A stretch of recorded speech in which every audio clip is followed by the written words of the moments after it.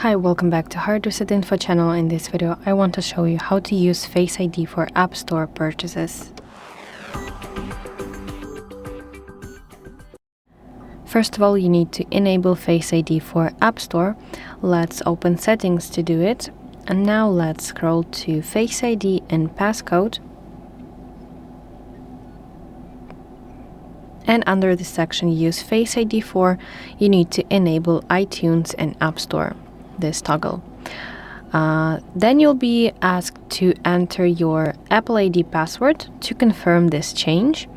And after this, let's open App Store application and find the application that you want to download.